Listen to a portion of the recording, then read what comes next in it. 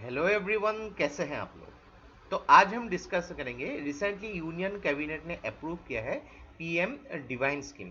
तो ये क्या है पीएम डिवाइन स्कीम, इसके मेन ऑब्जेक्टिव्स क्या है, इसके बारे में डिस्कस करेंगे। मेन इसके की फीचर्स क्या होने वाली है, इसकी जो बेसिक नीड्स क्या क्या है, इसके बारे में डिस्कस करेंगे। तो देखिए, from governance point of view के हिसाब से बहुत ही इंपॉर्टेंट वीडियो होने वाली है।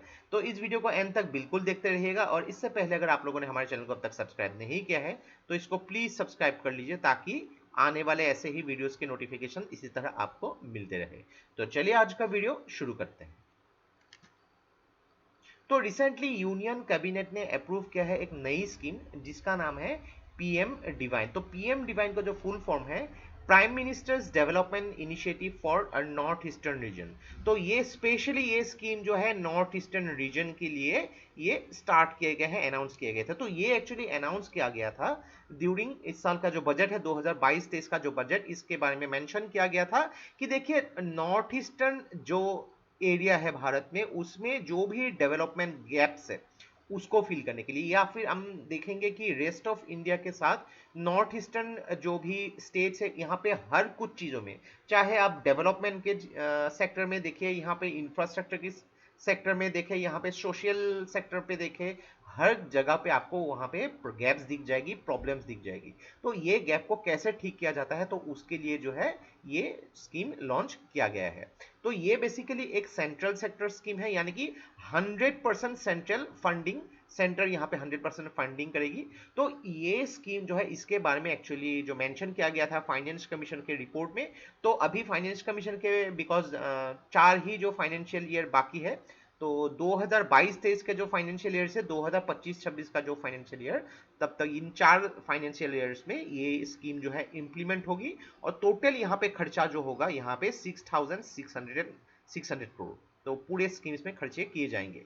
तो देखिए, जब भी ऐसे कुछ स्कीम सेंट्रल पॉइंट यहाँ पे इंप्लीमेंट करती है, तो यहाँ पे ये इंप्लीमेंट करने के टाइम में एक नोडल मिनिस्ट्री, एक मिनिस्ट्री को जिम्मेदारी दी जाती है। तो यहाँ पे ये जिम्मेदारी जो उठा रही है ministry of development of north eastern region. तो यहाँ पे इसको हम डोनर मिनिस्ट्री भी बोलते हैं, और डोनर मिनिस्ट्री यहाँ पे इंप्लीमेंट करेगी थ्रू नॉर्थ ईस्टर्न काउंसिल, और यहाँ पे सेंटर मिनिस्ट्री या फिर एजेंसी के थ्रू।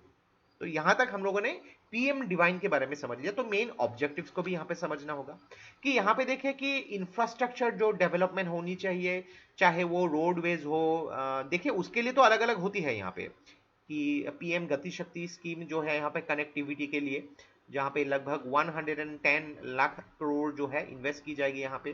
तो इनके साथ ही यहाँ पे कनेक्टिविटी के इंफ्रास्ट्रक्चर के लिए यहाँ पे स्कूल्स हो गई, हॉस्पिटल्स हो गए, रास्ते हो गए, उनको यहाँ पे आगे बढ़ाना है। यहाँ पे सोशल डेवलपमेंट प्रोजेक्ट्स भी यहाँ पे बहुत ही इंपॉर्टेंट है। अगर बात करेंगे यहाँ पे इन्फेंट मोर्टेलिटी रेट हो गई, मोर्टेलिटी रेट हो गई, यहाँ पे जो अलग अलग जो एबडक्शन के केसेस होती है, यहाँ पे अलग अलग जो महिलाओं के साथ प्रॉब्लम्स होती है, जो सोशल डेवलपमेंट के लिए बहुत ही ज़रूरी है यहाँ पे, जो नॉर्थ ईस्टर्न रीजन के हिसाब से बहुत इंपॉर्टेंट है। तो ये भी जो है उसको सपोर्ट किया जाएगा। यहाँ पे जो है लिवलीहुड एक्टिविटीज़ जो होती है यूथ या फिर महिलाओं के लिए, उनको भी सपोर्ट किया जाएगा, ताकि एक सस्टेनेबल डेवलपमेंट यहाँ पे जो है सबको मिल सके। यानी कि डेवलपमेंट तो हो सबके लिए, लेकिन उसके साथ एनवायरनमेंट की प्रोटेक्शन हो सके। यहाँ पे अलग अलग सेक्टर, जितने भी सेक्टर हो गई, चाहे वो कनेक्टिविटी के सेक्टर पे हो गई, एजुकेशन के सेक्टर में हो गई, इंफ्रास्ट्रक्चर के सेक्टर में हो गई, सोशल सेक्टर में हो गई, अलग अलग हर सेक्टर में यहाँ पे रेस्ट ऑफ इंडिया के साथ बहुत ही अलग अलग गैप्स हम लोग को दिखते हैं यहाँ पे। तो इन गैप्स को फिल करना मेन ऑब्जेक्टिव, तो ये आपको याद रखनी है। मेन अगर की फीचर्स के बारे में बात करेंगे, यहाँ पे देखिए कि जब भी ऐसे कुछ स्कीम सेंटर अपॉइंट यहाँ पे इंप्लीमेंट करती है, तो उसको क्या होनी चाहिए कि ये देखना जाना चाहिए कि ये जो स्कीम इंप्लीमेंट हुई है, उसकी अलग अलग जो प्रोजेक्ट हो गई, उसकी मेंटेनेंस कैसी हो रही है यहाँ पे, ताकि सब कुछ यहाँ पे प्रॉपर तरीके से इंप्लीमेंटेशन हो सके। और दूसरी बात कि यहाँ पे सस्टेनेबल, हर बार सस्टेनेबिलिटी के बारे में मेंशन किया जाता है, यानी कि ये जो है एनवायरमेंटली सुरक्षित हो। जब भी ऐसे स्कीम इंप्लीमेंट किया जाती है, यहाँ पे रिस्क ऑफ टाइम, यानी कि टाइम बहुत कंजम्पशन नहीं होनी चाहिए, कॉस्ट ओवररन नहीं होनी चाहिए यहाँ पे। और यहाँ पे देखिए कि जो यहाँ पे इंप्लीमेंट की जाएंगी अलग अलग इंजीनियरिंग, प्रोक्योरमेंट, कंस्ट्रक्शन, तो उसको भी यहाँ पे देखना होगा, ताकि ये पॉसिबली एक्सटेंड किया जा सके। नेक्स्ट अगर बात करेंगे पीएम डिवाइन, ये अलग अलग जो इंफ्रास्ट्रक्चर हो सके अलग अलग जगहों पे, सोशल सेक्टर डेवलपमेंट प्रोजेक्ट्स, तो उसके लिए भी ये सपोर्ट करेगी ताकि यहाँ पे end to end development solution हो सके जो आइसोलेटेड जगहों पे, आइसोलेटेड प्रोजेक्ट्स, यानी कि जो पहाड़ियों में भी अगर सपोज एक गांव है तो उस गांव में भी एटलीस्ट पानी की जो सुविधा होनी चाहिए, हॉस्पिटल्स की जो सुविधा होनी चाहिए, एजुकेशन की जो सुविधा होनी चाहिए, वहां पे सड़कें होनी चाहिए ताकि मेनलैंड के साथ कनेक्टिविटी किया जा सके। तो ये सबको भी यहाँ पे एंश्योर करना होगा कि प्रॉपर तरीके से चल रही है यहाँ पे। तो यहाँ पे देखें कि जब भी ऐसे प्रोजेक्ट्स या फिर स्कीम्स इंप्लीमेंट किए जाते हैं तो यहाँ पे ये भी देखना होगा कि मेनली पीएम डिवाइन के थ्रू इंप्लीमेंट करने वाली जो स्कीम्स या फिर प्रोजेक्ट्स किसी दूसरे मिनिस्ट्री के साथ यहाँ पे डुप्लीकेशन ना हो। यानी कि मान लीजिए एक दूसरी मिनिस्ट्री दूसरी स्कीम्स इंप्लीमेंट कर रही है हेल्थ सेक्टर पे, मान लीजिए कि यहाँ पे प्रेग्नेंट लेडीज के लिए यहाँ पे किए जा रहे हैं, सेम चीजें पीएम डिवाइन नहीं करेगी यहाँ पे, यानी कि डुप्लीकेशन ऑफ स्कीम्स नहीं करेगी, वही स्कीम्स में यहाँ पे इंप्लीमेंट किया जाएगा जो खाली है, यानी कि गैप है जिसमें अभी भी काफी सुधार की जरूरत है। यहाँ पे हम लोग को इसकी नीड के बारे में भी समझना होगा, ये जो है कि मेनली क्यों इसको इंप्लीमेंट किया जा रहा है।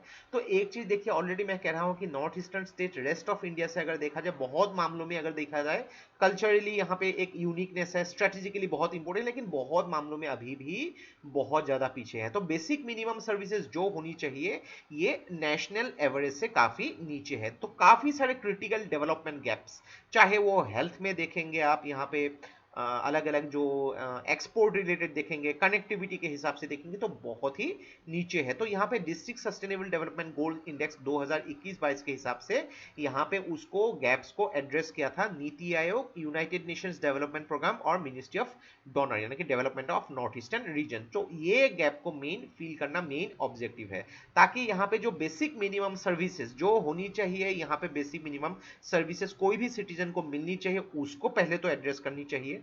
जो भी शॉर्टफॉल से क्यों उसको जो है खत्म नहीं किया जा पा रहा है ये प्रॉब्लम्स को, या फिर जो डेवलपमेंट गैप्स है उसको एड्रेस करके उसको जो अलग अलग प्रोजेक्ट के साथ इंप्लीमेंट करना ही मेन ऑब्जेक्टिव है। तो ये था हम लोग का complete analysis regarding the PM divine scheme जो स्पेशली नॉर्थ ईस्टर्न स्टेट्स के लिए इंप्लीमेंट किया जा रहा है मिनिस्ट्री ऑफ डोनर के थ्रू। तो यूनियन कैबिनेट ने रिसेंटली अप्रूव कर दिया। तो आशा करते हैं इस वीडियो से आपको बहुत कुछ चीजें सीखने को मिला होगा, और ये वीडियो अगर आप लोग को अच्छा लगे इसको प्लीज लाइक कीजिए, इसको सब्सक्राइब कीजिए और इसको शेयर कर दीजिए। तो आज के लिए बस इतना ही, देखते रहिए study rise, take care, thank you and जय हिंद।